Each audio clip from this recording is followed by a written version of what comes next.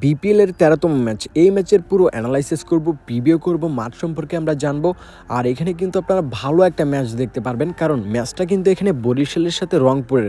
আপনারা যারা লসে পড়ে খুব চিন্তায় পড়ে গেছেন কিভাবে আপনাদের সেই লসগুলো কভার করবেন, তাদেরকে বলবো ভাই দেরি না করে এখনই আমাদের সাথে যোগাযোগ করে দিতে পারবো। এখানে রানটা যেটা সেটা কিন্তু মোটামুটি ভালোই হচ্ছে, তবে এখানে আপনার টিম অনুসারে রান হচ্ছে। ধরেন আপনার স্ট্রং টিমগুলো যদি আগে ব্যাট করে তাহলে রানটা হওয়ার যে পসিবিলিটি সেটা কিন্তু অনেক গুণ বেড়ে যাচ্ছে। আবার দুর্বল টিমগুলো যদি আগে ব্যাট করতেছে তাহলে কিন্তু দেখা যাচ্ছে ওই বিপরীত হচ্ছে, রানটা কিন্তু ওইরকম হচ্ছে না।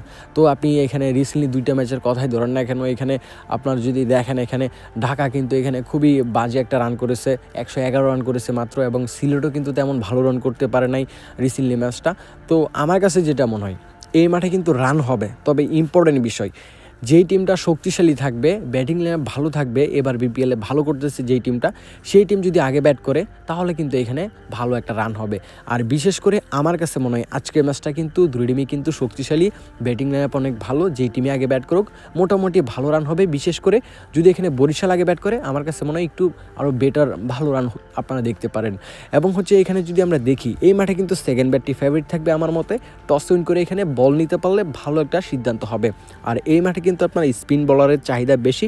দুই টিমের মধ্যে অবশ্যই কিন্তু ভালো মানের স্পিন বলার থাকতে হবে, যে টিমে বেশি ভালো। এবারে যদি আমরা হচ্ছে যে বিপিএলটা দেখতে পারবো এই জায়গাতেও কিন্তু রংপুর এগিয়ে থাকবে, কারণ এবার বিপিএলে 5টা ম্যাচের মধ্যে 5টাই কিন্তু রংপুর উইন করেছে। এবং রংপুরের যে এবারে যে ফর্মটা, তাদের টিমের যে প্লেয়ারগুলোর যে পারফরমেন্সটা সেটা কিন্তু সকলেই ভালো করতেছে। বিশেষ করে নাহিদ রানা যখনই বল করতেছে সে কিন্তু তখনই কিন্তু 2টা বা 3টা করে প্রতি ম্যাচেই কিন্তু উইকেট নিচ্ছে, তারও বেশি নিচ্ছে। এবং আপনি যদি এখানে দেখেন তাদের পুরো টিমই কিন্তু এখানে ভালো একটা ছন্দে আছে, প্রত্যেকে ভালো করার কারণে ইজিলি কিন্তু তারা ম্যাচগুলো উইন করতে পারতেছে। অন্যদিকে বরিশালের কিন্তু তারকা ঠাসা একটা টিম।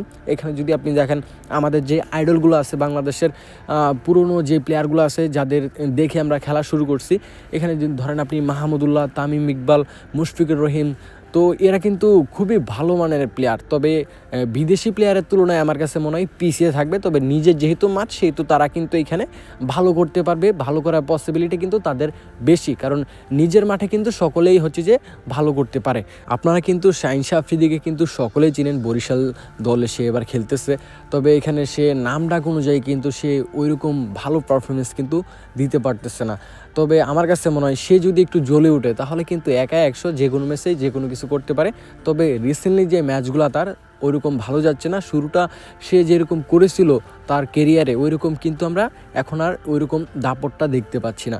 তো এইখানে যদি আমরা দেখি টিমটা যেটা সেটা কিন্তু অবশ্যই স্ট্রং কিন্তু টিম। এখানে রংপুর তাদের টিমটাও কিন্তু ভালো একটা ছন্দে আছে, এবং হচ্ছে এখানে ওভারঅল দিক থেকে দেখতে গেলে রংপুর কিন্তু এই ম্যাচে কিন্তু এগিয়ে থাকবে।